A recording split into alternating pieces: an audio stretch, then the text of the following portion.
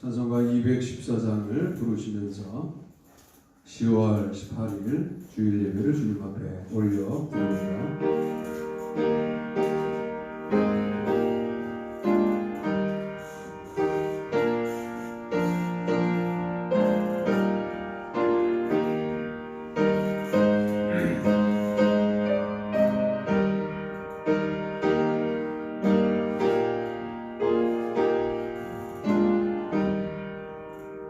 나 주의 도움 받고자 주 예수님께 빕니다. 그를 허락하시사 날마다 주소서. 내 모습이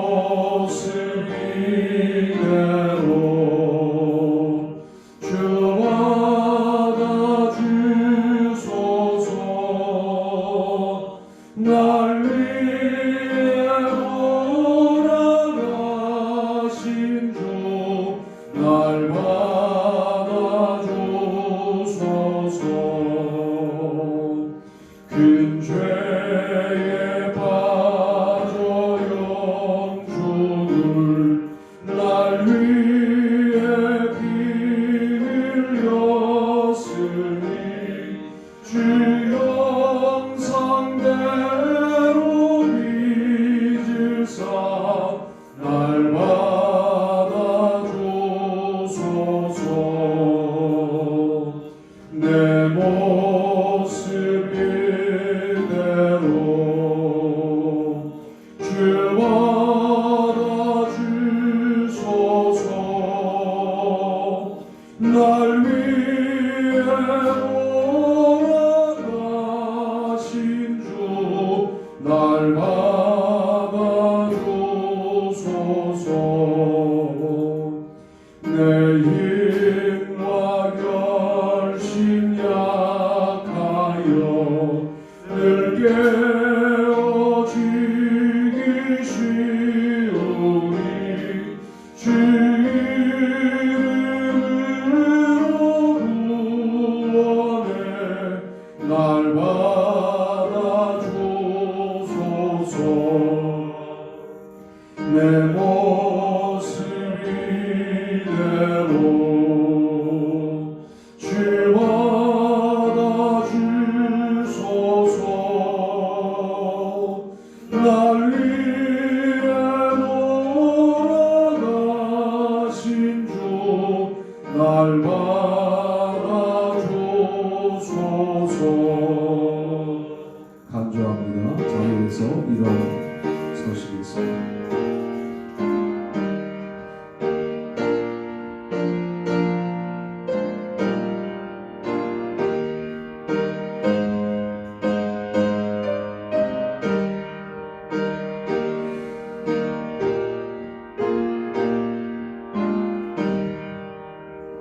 내 조림 서신 발 앞에 나 꿇어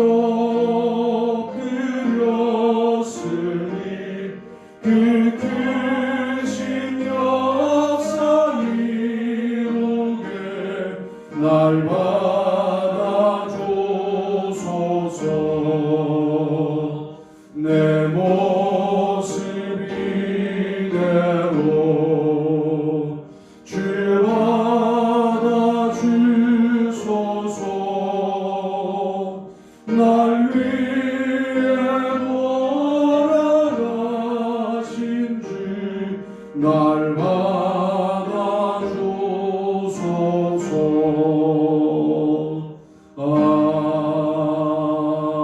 아멘. 하나님은 영이시니 예배하는 자가 영과 진리로 예배할지니라. 아멘. 찬송가 5장으로 주님 앞에 영광 돌리겠습니다.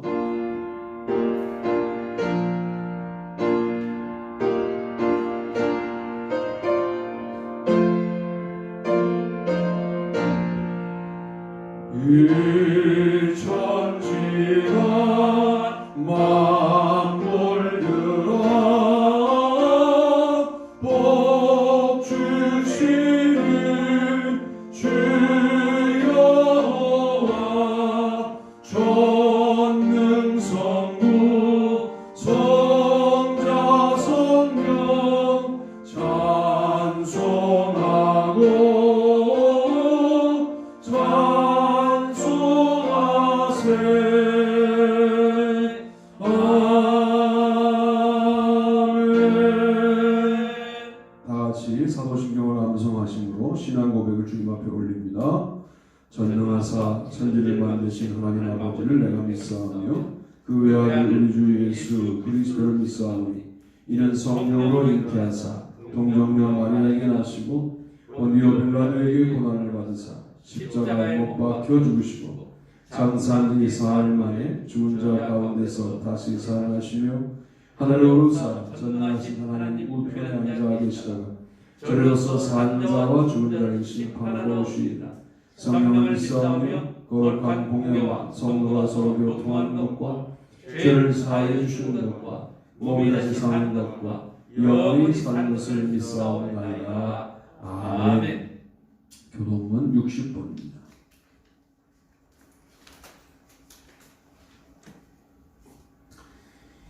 여호와여 주께서 나를 살펴보셨으므로 나를 아시나이다.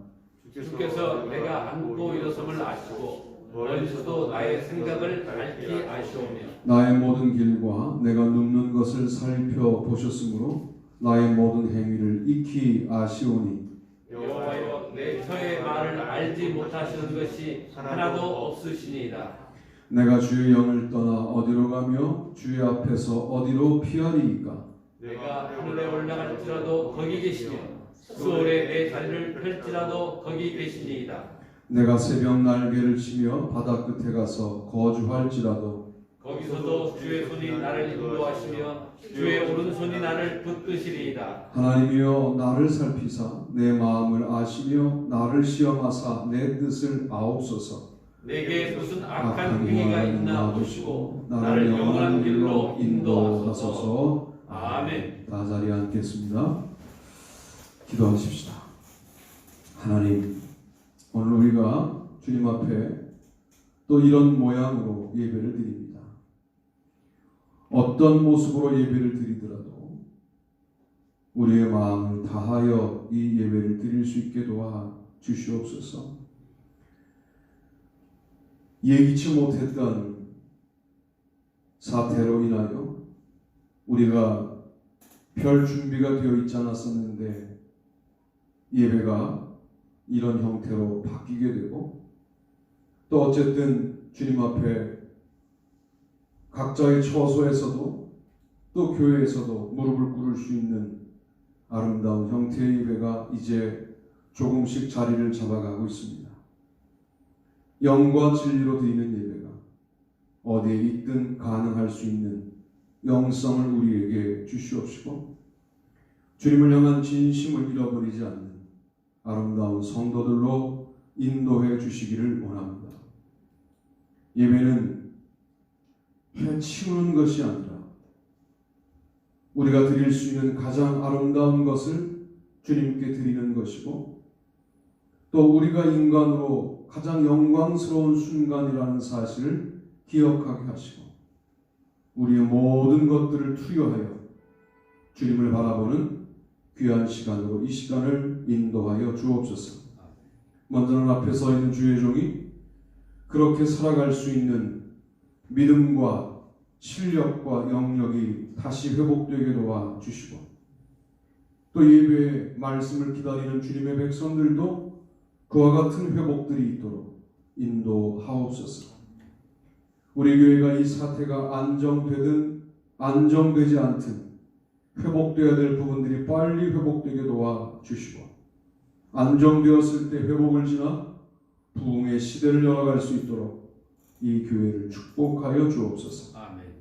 이 교회에 속한 주님의 모든 백성들의 가정을 기억하여 주시고 그 가정 가운데 있는 세세한 주님과 내밀하게 대화하고 있는 문제들 속에 주님이 이미 가 계시고 역사하시는 줄로 믿사오니 주여 그 역사를 멈추지 마시고 더 강력하게 예수사랑교회에 속한 가정들을 돌보아 주옵소서. 더구나 이제는 사명을 맡아 각자의 직임을 가지고 일하고 있는 교회의 기둥 같은 직분자들을 기억하시고 그들이 어디에 있든 그 직분에 부끄럽지 않은 삶을 살아갈 수 있도록 인도해 주셔서 그들을 통하여 안 믿는 많은 사람들이 다른 삶의 충격을 받고 주님께로 돌아오는 귀한 역사에 그들을 사용하여 주옵소서. 오늘도 이러한 시간 주님 앞에 온전히 맡기오니 주님이 주장하시고 함께해 주시옵기를 소원하며 이 예배를 함께 드리며 또 예배를 섬기는 여러 모양의 헌신들 속에 주님이 임재하여 주옵소서. 예수님의 이름으로 기도하옵나이다. 아멘.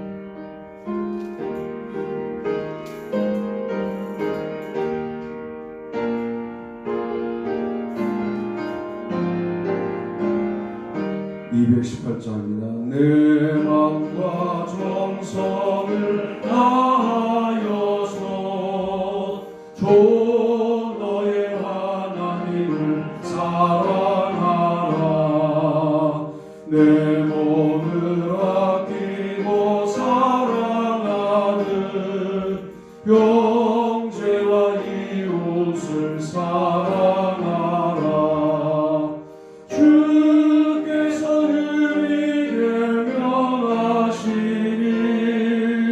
그 명령 따라서 살아가리.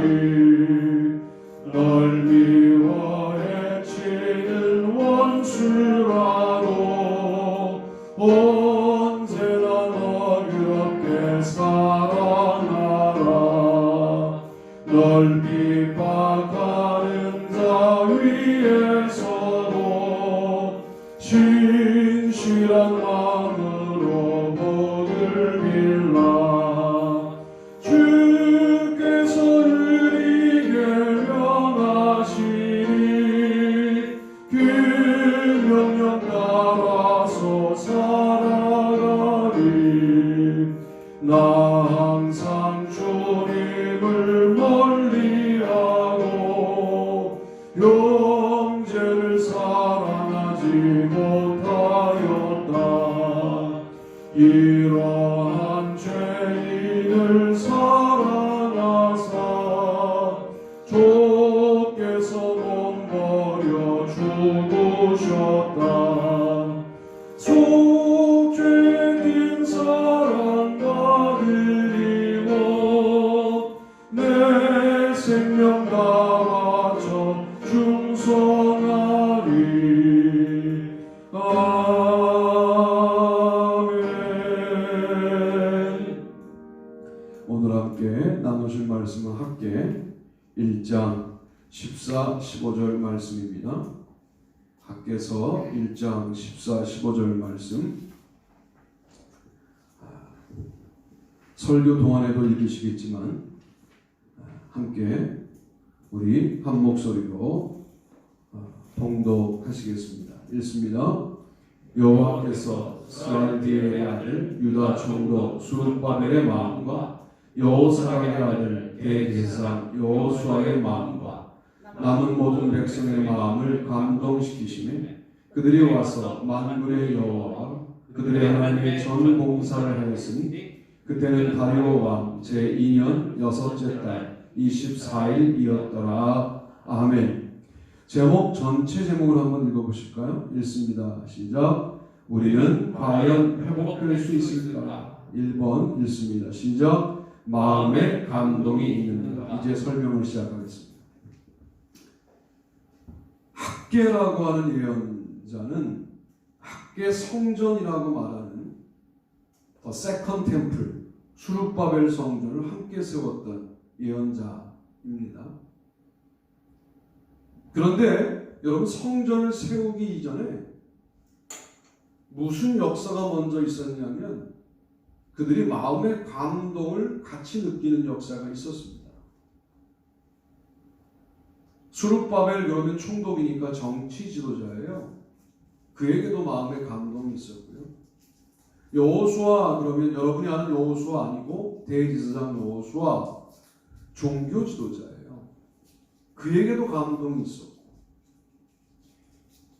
예루살렘에 남아있던 모든 백성들에게도 감동이 있었다라고 기록하고 있는 본문을 읽으신 거예요. 주로 현대 교회에서 중요한 결정을 내릴 때 담임 목사에게는 감동이 있는데 장로님들께 없을 때 그 일이 진행됩니까? 안 됩니까? 될 때가 더 많아요. 우리 교회는 안 되죠. 되는 교회들이 많다. 그건 하나님의 감동이 아닐 수 있어요.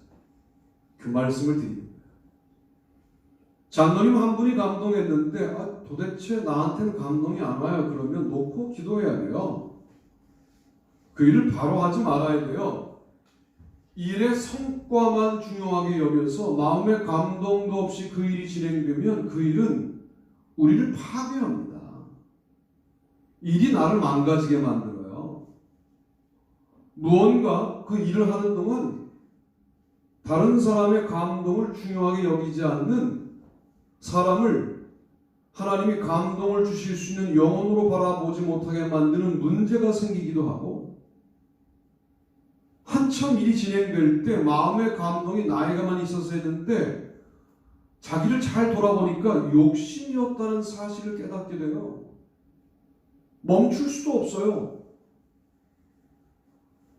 에이 목사님 하나님의 저를 세우는 일인데 그럴 리가요. 언제 세울 거냐 말이에요. 어떻게 세울 거냐 말이에요.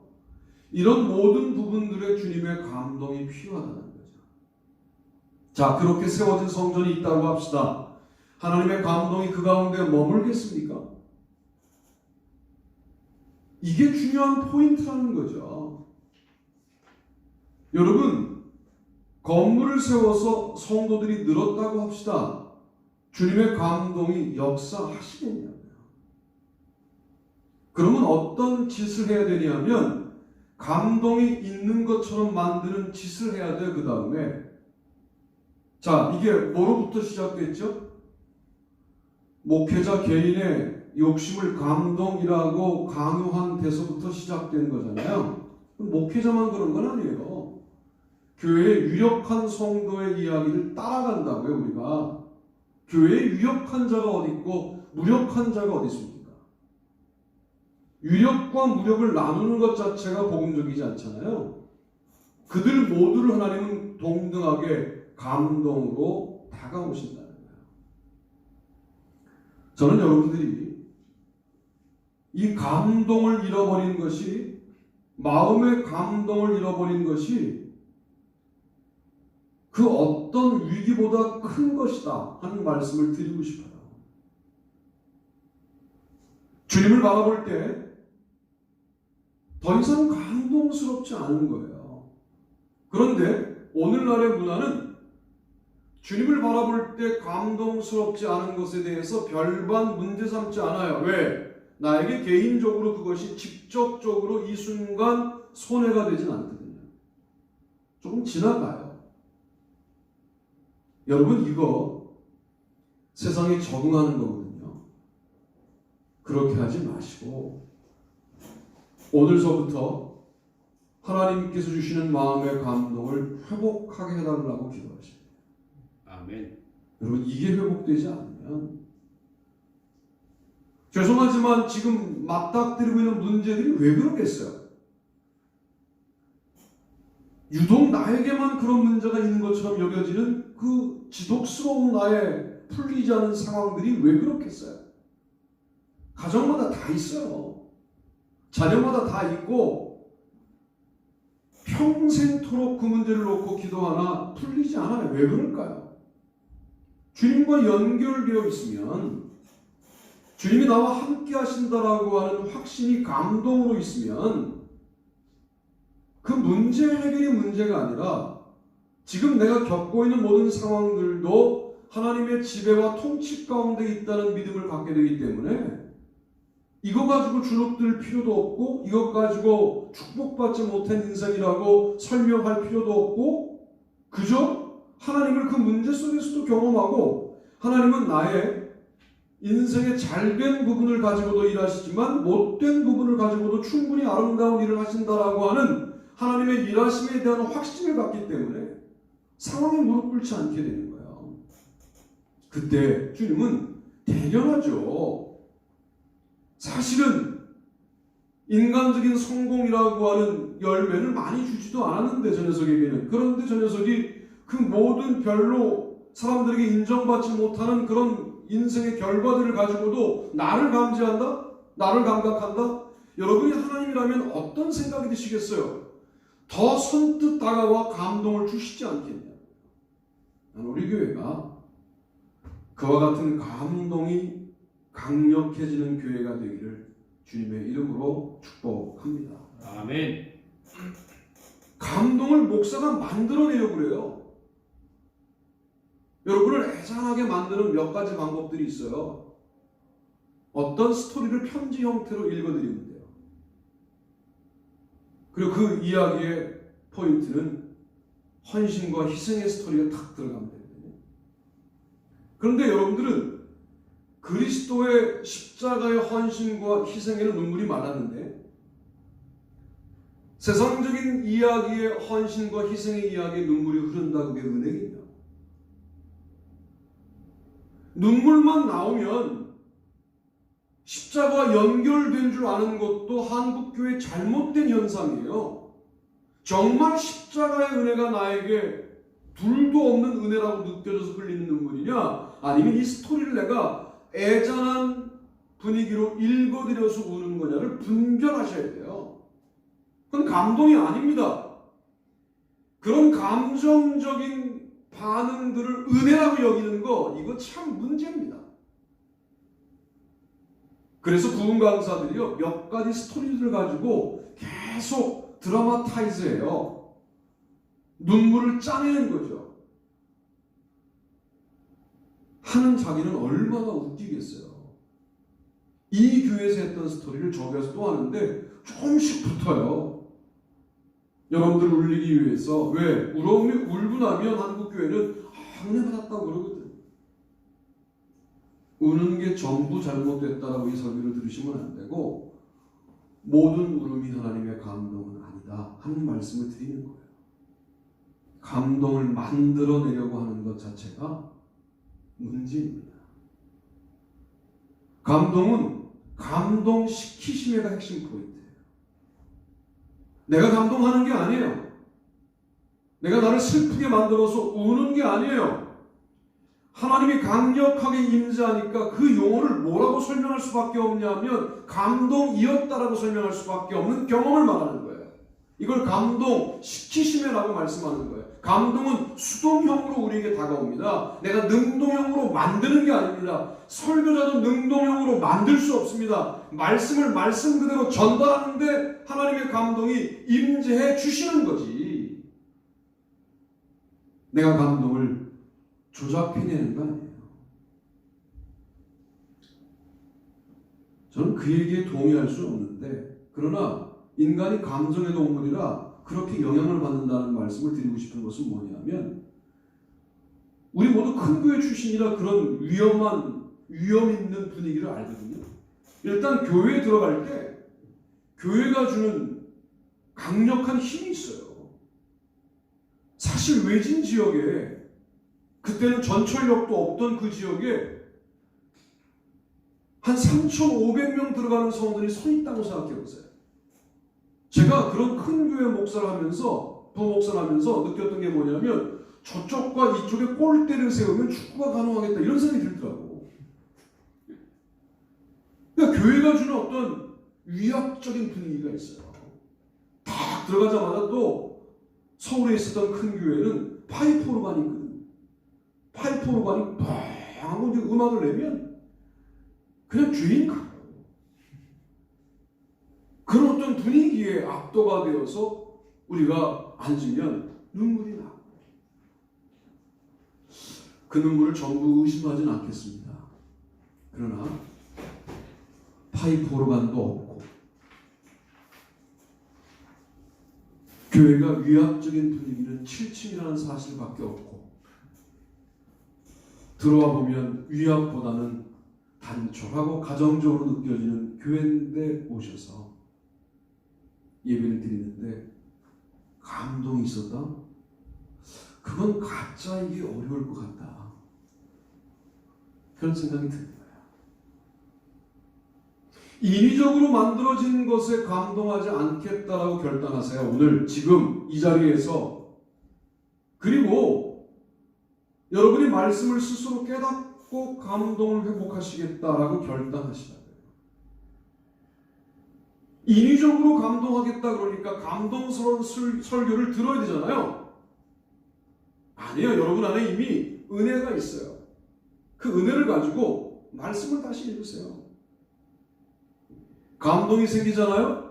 그 단계에서 안 끝나요. 우리의 감동이. 이게 진짜 감동이라면 세상을 어떻게 만드느냐?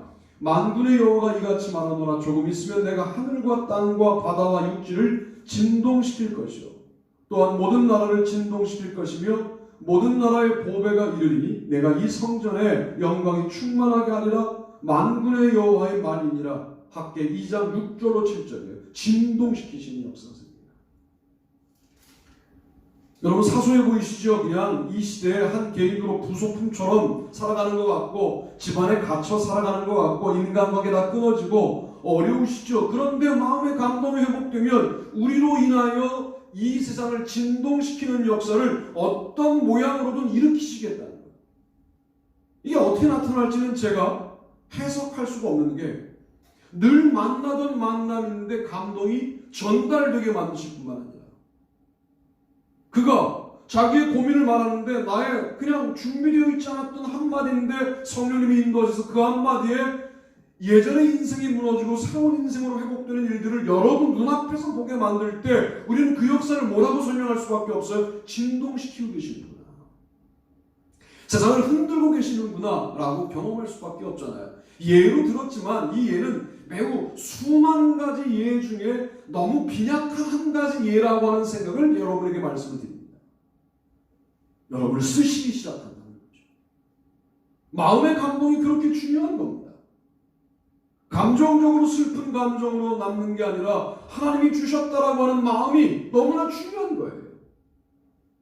그 마음이 이제 그 단계에 끝나지 않고 어떻게 되느냐 이렇게 되기 시작하는 거죠. 너는 유다 총독 수룹바벨에게 말하이르라. 내가 하늘과 땅을 진동시킬 것이요 여러 왕국들의 보좌를 엎을 것이요 여러 나라의 세력을 멸할 것이요 그 병거들과 그 탄자를 엎드러뜨리리니 말과 그 탄자가 각각 그의 동료의 칼에 엎드러지리라. 만군의 여호와가 말하노라. 스알디엘의 아들 내종 수룹바벨아 여호와가 말하노라. 그날에 내가 너를 세우고 너를 임장으로 삼으리니 이는 내가 너를 택하였음이니라. 만군의 여호와의 말이니라 하시니라. 학개 2장 21절로 23절. 세상은 자신의 보좌가 굳건할 줄 알아요. 그런데 주님이 뒤집어 엎겠다는 거예요. 세상은 자신의 군사력이 영원할 줄 알아요. 뒤집어 엎으실 수 있다는 거예요. 말과 그 탄자는 뭘 말합니까? 어떤 전통이 지금 계속 고백되고 있는 겁니까? 출애굽 전통 중에 홍해 사건이 계속 고백되고 있는 거예요. 아마도 그런 자극적인 사건은 그렇게 많이 반복되었던 것은 아닌 것 같아요. 그러니까 성경에서도 홍해 사건을 계속 묵상하고 요단을 만났을 때 홍해 사건을 적용하여 또 이기고 하는 것이죠. 그러니까 매일마다 무슨 홍해를 만나고 매일마다 홍해를 가르는 역사를 기대한다면 그건 신앙생활을 기대하는 게 아닌 거죠. 신앙생활에 아무 일도 일어나지 않는 것 같은 시절을 보내는데 그때에도 말과 그 탄자를 물에 빠뜨리시는 주님의 역사를 우리가 늘 기대하고 오늘을 살아가는 거죠. 이 모든 마음의 감동, 세상의 진동, 세상의 전복이라고 하는 감동, 진동, 전복이라고 하는 이 역사가 출발되는 지점이 뭐냐? 주님을 생각만 해도 좋으신 거예요.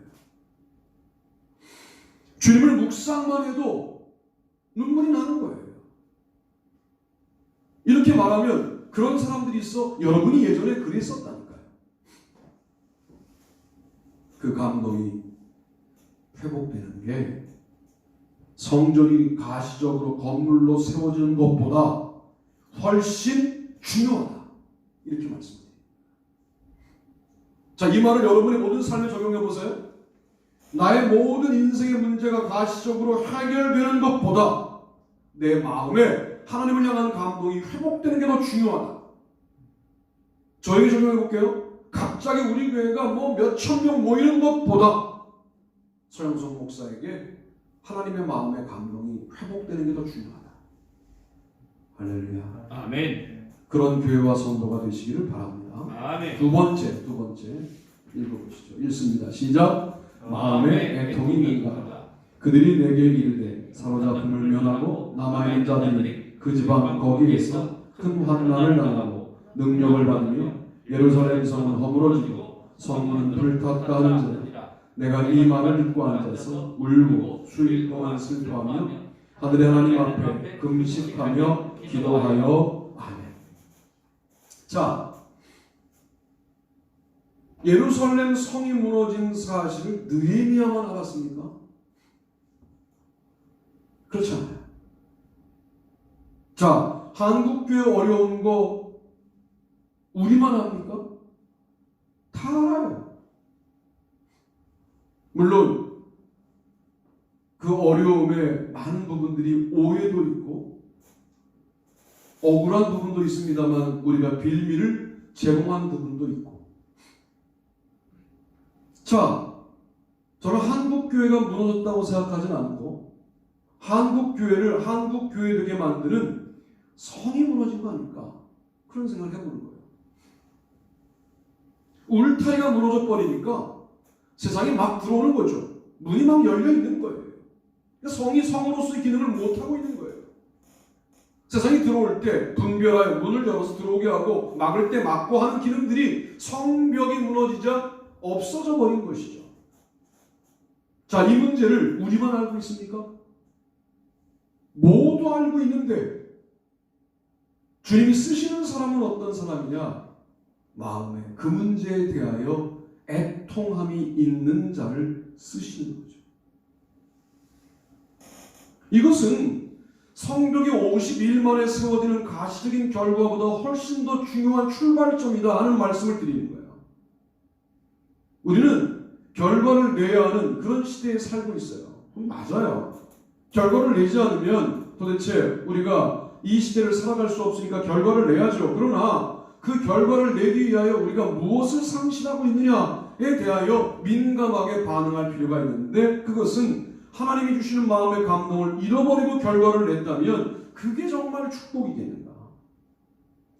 하나님이 마음에 주시는 애통함을 무시하고 낸 결과였다고 한다면 그건 도리어 성벽의 무너짐을 더욱더 증가시키는 그런 결과들이 아니겠느냐. 그러므로 우리는 마음의 애통이 회복되어야 합니다. 누가 교회를 비판할 때 말로 거들지 마시고 아, 저거 맞아. 그런데 이제 내가 10월 18일 예배를 드리고 난 다음부터 태도를 어떻게 바꿀 거냐 하면 그 문제를 공감하지만 나는 기도하는 자가 되어야 되겠다. 이렇게 하세요. 인간은 이런 게 있거든요.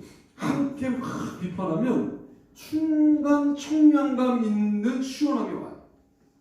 그러니까 늘 후회가 오거든요. 그 길을 우리 가지 말자. 비판적으로 한국교회를 말하는 거 우리가 다 알고 있는 것들 말하는 거거든요. 동의하고 저 문제에 대하여 나에게 하나님이 주시는 애통함을 달라고. 그러면 나는 그런 비판으로부터 자유로운 그리스도인인가? 나도 그 비판에 일조하고 있는 사람인가? 우리 교회는 그 비판에 자유로운가 아니면 일조하는 교회인가? 이렇게 점검해서 이제 우리가 그런 문제를 놓고 애통하는 마음으로 기도하겠다. 그렇게 결단하시는 거예요. 성벽을 세웠다. 여기에 주로 우리가 느헤미야를 바라보는 관점이 몰려있죠. 50일 만에 대단한 사람이야. 어떻게 그렇게 리더십이 좋아? 라고 말하죠. 우리 아들도 그런 리더십을 가지면 좋겠네. 그러나 거기에 포인트가 있는 게 아니라 이 사람의 애통하는 마음의 포인트가 있다고 말해요. 나라를 사랑하자. 다 다 나라를 사랑한다는 마음으로 하는 행동들이 우리들을 괴롭게 만드는 일들이 많은데 정말 중요한 포인트는 뭐냐면 기도하는 거예요. 앞에 학계도 하나님의 감동이 임하고 난 다음에 기도하지 않습니까? 느헤미야도 마음의 애통함을 가지고 금식하며 기도하다가 왕에게 말하여 구체적인 도움들을 얻습니다. 조서를 써달라고 해서 예루살렘까지 가는데 방해를 받지 않도록 하고, 그리고 많은 물자들을 공급해달라고 해서 그것을 가지고 성벽을 세우는 어떤 물자 공급의 원칙들을 만들어 놓고 그리고 예루살렘에 가지 않습니까? 기도만 하는 자가 아니에요. 기도하면서 마음으로 준비하는 거예요. 그리고 그 일을 52일 만에 끝냅니다. 마음의 애통은 너무나 중요한 부분이라고 저는 분명히 생각하는데, 우리 모두가 마음의 애통을 가지고 주와 더불어 전진하는 귀한 삶을 살아가야 합니다.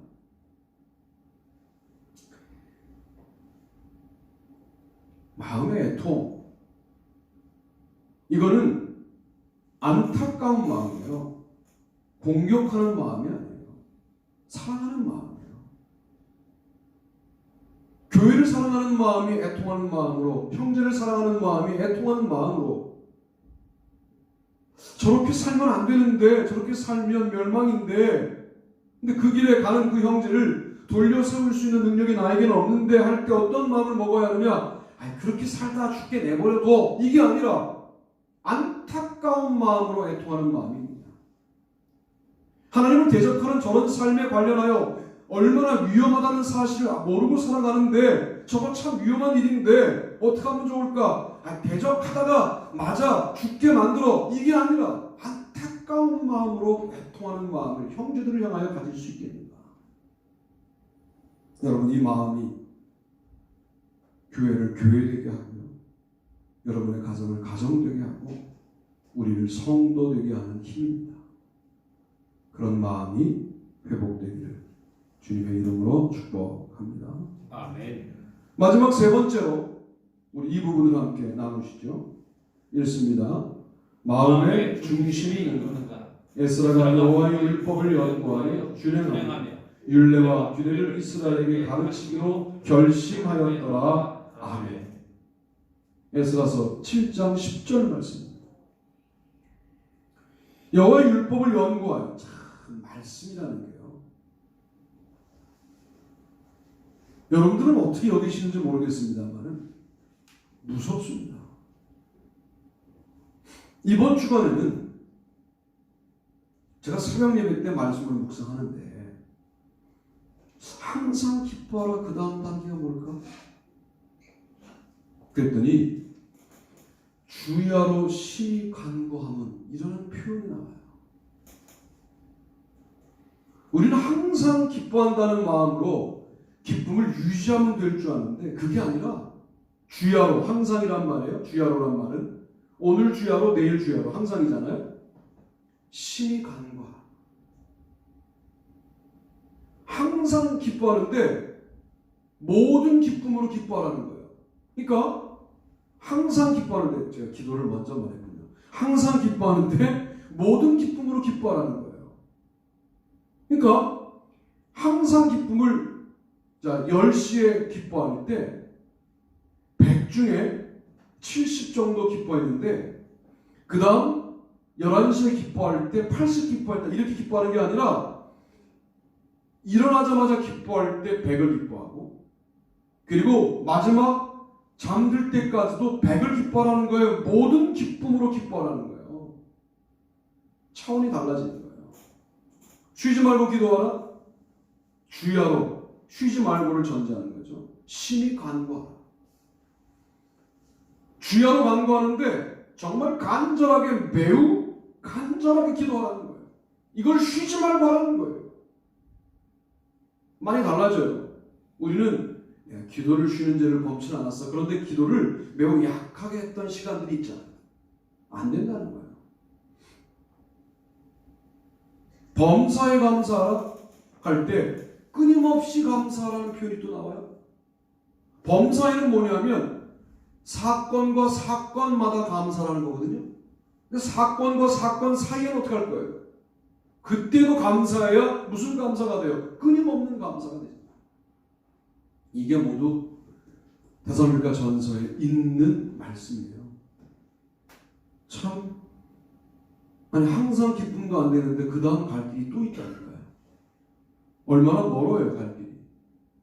말씀을 연구하는 일은 참 복됨입니다. 디모데 전서 후서를 읽는데 그리스도 예수 안에 있는 생명의 약속대로, 그동안 제가 그 있는이라는 부분을 심각하게 고민을 안 했는데 생각해보니까 이게 제도화 시대에 교회의 제도화 단계에 주셨던 말씀이거든요. 교회가 제도화됐다는 건 뭐예요? 건물이 있어요? 성직 제도가 있어요? 교리가 있어요? 경전이 있어요? 이게 제도화된 교회예요. 제도화된 교회가 되고 나니까 기독교가 생명력을 잃어버려요. 이런 교회에 주셨던 바울을 통한 하나님의 말씀이 뭐냐면 그리스도 예수 안에 있으라는 거예요. 너의 존재 방식이 그리스도 예수 안에 있어야 되는데 있는 게 뭐냐? 생명의 약속 안에 있어라. 생명의 약속대로 이렇게 말합니다. 그리스도 예수 안에 있는 구원, 그 그리스도 예수 안에 있는 구원의 단계에 있으라는 거예요. 그리스도 예수 안에 있는 믿음과 사랑, 그리스도 예수 안에 있는 믿음과 사랑 안에 있으라는 거예요. 살라는 거예요. 있는 방식이 달라져야 된다는 거예요. 아무렇게나 서 있으면 되는 게 아니라 그리스도 예수 안에 서 있으라는 거죠. 그런 관점으로 디모데 전서 후서를 읽어보니까 참 또 은혜로운 말씀입니다. 자, 제가 학사 에스라와 비슷한 지점이 있다는 말씀을 지금 고백적으로 드리고 있는 거예요. 말씀을 읽으면 이게 그렇구나라는 깨달음이 도대체 언제 멈출지 모르는데 계속해서 있어요. 그런데 학사 에스라와 다른 게 뭐냐면 그 말씀을 준행하면 좀 달라요. 왜 말씀의 능력이 안 나타나냐고요? 목사도 그 말씀대로 안 사니까 안 나타나죠. 여러분의 책임이 일단 있다고 말씀드리는 게 아니라 목사에게 먼저 책임이 있다고 말씀을 드리는 거예요.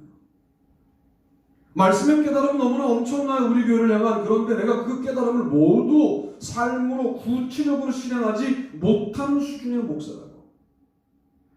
여러분이 삶이 안 변하는 이유는 뭐냐면 똑같이 담게 돼 있어요. 말씀을 듣는 사람을. 그러니 그 말씀 정말 대단한 말씀이야. 근데 삶은 안 바뀌는 거지. 이게 여러분의 책임이 아니라 앞에 서 있는 저의 책임이에요. 자, 저만 앞에 섭니까? 여러분의 인생에 앞에 서 있는 자리가 없습니까? 교회만 우리의 삶의 전부가 아니거든요. 여러분의 삶의 어떤 영역에 여러분이 앞에 서 있는 위치에 있을 때 누군가에게 선배이고 누군가에게 아버지이고 누군가에게 인생을 먼저 산 사람일 때 여러분은 말씀을 연구하십니까? 그대로 준행하십니까? 이 부분이 뭐예요? 마음의 중심이 말씀에 있는 자들의 삶인데 이거는 교회가 가시적으로 세워지는 것보다 훨씬 더 중요한 거 아닙니까? 마음의 중심이 흔들리지 않는 거예요. 마음의 중심이 주를 향하는 거예요. 누가 뭐라고 해도 그거는 변하지 않는 거예요. 여러분, 이런 원칙을 가지고 우리가 살아가야 합니다. 오늘 저는 세 가지의 중요한 내용들을 말씀을 드렸어요. 그건 뭐냐면 이런 겁니다. 성전이 세워지기 전에 마음의 감동이 모두에게 있어요. 성벽을 세우기 전에 마음의 애통함을 가지고 그 문제를 바라봐야 한다. 성전이 세워져도 마음의 중심이 말씀 가운데에서 이탈하면 그건 건물일 뿐이다. 여러분의 인생에 적용하면 많은 사람들의 박수를 받은 인생이 되어서 매우 우쭐할 수 있는 마음이 든다고 할지라도 하나님을 향한 마음의 감동이 사라진 인생이라면 그건 무의미하다.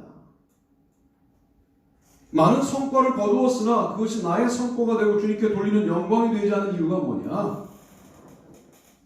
그런 성과를 올리지 못하고 살아가는 사람들에 관련하여 애통하는 마음이 없이 이룬 성과는 주님이 함께 하시는 성과가 아니다. 모든 걸 다 이루었다고 할지라도 마음의 중심이 말씀으로부터 이탈한 인생이라고 하나. 이에 관련하여 성전을 재건하는 시대에 있었던 우리 믿음의 선배들을 세 사람 인용하여 제가 말씀을 드린 겁니다. 마음의 감동은 학계를 통하여 말씀을 드린 거고, 마음의 애통은 느헤미야를 통하여 말씀을 드린 거고, 마음의 중심은 에스라를 통하여 여러분에게 말씀을 드린 겁니다. 여러분의 마음 괜찮은지 돌보시고요. 가끔 토닥거려 줄 필요도 있고, 사실은 잘 오셨어요. 그리고 우리가 이 현 사태를 대하는 여러분의 태도와 입장을 보면서 꽤 그럴듯하다, 꽤 괜찮다, 그런 생각을 하게 돼요. 여러분을 보면서 그 꽤 괜찮은 단계를 지나서 good to great, 위대한 하나님과 함께하는 단계로 가려면 다시 마음의 감동과 마음의 애통과 마음의 중심으로 돌아가야 하는 것 아니냐. 여러분의 마음이 진심이기를 바라고, 여러분의 마음의 진심을 주님 앞에 드리게 될 때 주님은 기다리고 계시거든요. 네가 한순간이라도 진심을 가지고 다가오면 나 너를 붙들고 있는 힘에 더 힘을 줄 거야 라고 기다리고 계시거든요. 그 주님을 더 기다리게 하지 말고 이번 주는 진심으로 주님께 다가서는 저와 여러분이 되기를 주님의 이름으로 축복합니다. 아멘. 다 자리에서 일어나시겠습니다. 찬송가 369장 찬송하시면서 준비하신 힘을 마치시고 축도함으로 예배를 마치겠습니다.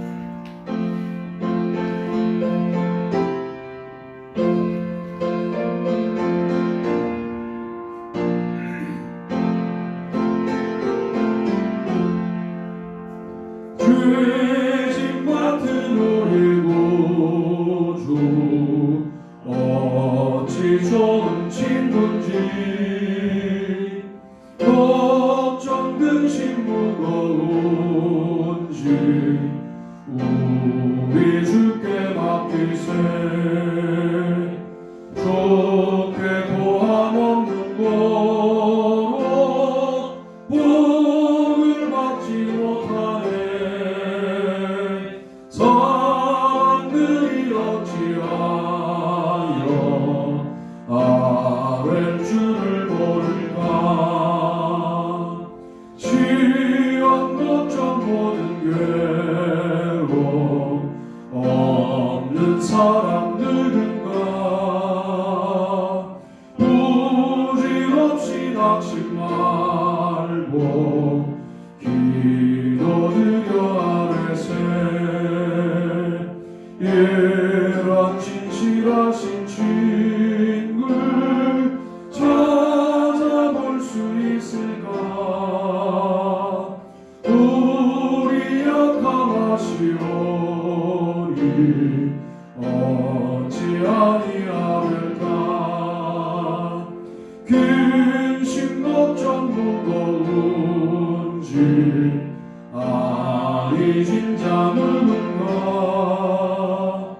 비난처럼 주께 기도드리세.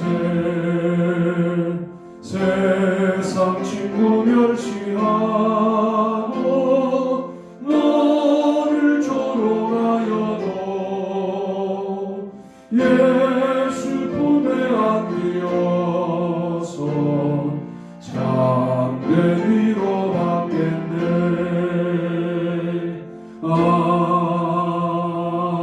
아멘. 기도합시다. 하나님, 언젠가부터 익숙함이라고 하는 잘못된 신앙적 태도로 인하여 하나님이 익숙해지면서 마음의 감동이 사라졌고, 문제를 바라보는 나의 관점이 그저 비판적이어서 그들을 사랑하지 못해서 그 문제가 되는 공동체를 품지 못해서 마음의 애통이 사라졌고 모든 걸 이루었으나 마음의 중심이 흔들려 말씀이 우리를 떠난 그런 삶의 모습이었다고 한다면 작금의 사태를 통하여 우리에게 던지는 근본적인 질문들 속에서 마음의 감동과 마음의 애통과 마음의 중심을 회복하는 우리 모두가 될 수 있게 하여 주옵소서. 아멘. 이제는 우리 주 예수 그리스도의 은혜와 하나님 아버지의 무한하신 사랑하심과 성령님의 축복하시는 놀라운 역사가 오늘도 마음을 바치며 마음을 담아 예물을 바치며 주님께 예배한 주님의 모든 백성들 머리머리 위에 저들의 또 한 주간의 삶 가운데 영원토록 함께 하시옵기를 간절히 축원하옵나이다. 아멘. 아멘.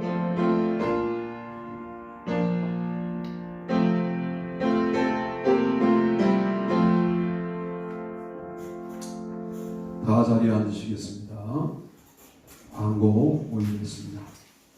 10월 결실의 달이며 우리가 주님 앞에 드릴 수 있는 결실들을 잘 준비하는 한 달이 되기를 바라고 저녁 8시에 월화목 나눔 기도회는 가정에서 하지만 김진홍 장로님, 김준태 청년의 아버지, 박인호 성도님, 박상민 집사님의 아버지를 위해서 기도해 주시고 또 우리 권사님들 중에 어머님들이 요양병원에 계신 분들이 있어요. 계속 요양병원이 나오니까 신경 쓰이고 기도하게 되는데 여러분 기도해 주시기를 바라고 또 우리 교회 어른들이 많지는 않지만 그래도 있으시잖아요. 여러분 그 이름들을 기억하시고 기도해 주시면 좋겠습니다.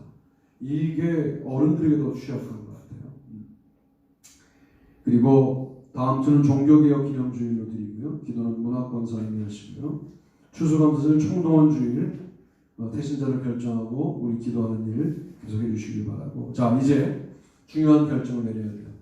이번 주부터는 병행으로 하자 하는 말씀을 최남 장로님이 주셨어요. 그래서 새벽 기도는 그냥 줌으로 하고 수요일과 금요일 제가 여기 나와서 줌을 열어서 할 테니까 수요일 금요일은 교회에 오실 수 있는 분들을 오셔서 수요일날 많이 못 오시거든요. 그러니까 충분히 청정하게 예배 드릴 수 있어요. 그래서 교회를 너무 오래 비워두니까 수요일 금요일 한번 또 열어보자 그런 말씀을 드리는 거예요. 그래서 수요일 금요일은 여러분들이 수요일 7시에 오시고요. 금요일 9시에 오셔서 같이 예배를 하시고 그때 동시에 못 오시는 분들도 줌을 열어드릴 테니까 함께 예배하는 그런 주일로 한번 한 주간을 보내보고 또 다음 주가 되면 새벽예배도 그렇게 한번 해보자 이렇게 점점 회복시켜가는 형태로 하시되 우리 상황을 좀 보시면서 하시고 주일 예배는 당분간 이렇게 대면과 비대면을 병행하는 형태로 한번 하셔서 조심스럽게 예배드리고 헤어지는 걸로 그렇게 하겠습니다. 그렇게 하시고 이 문제에 대해서 의견이 있으신 분들은 우리 교회 그 단톡방에 계속 올려주시면 우리가 청취하고 또 좋은 방향으로 그렇게 안내해드리도록 하겠습니다. 자 이상 예배를 마쳤고요. 오늘도 승리하시길 바랍니다.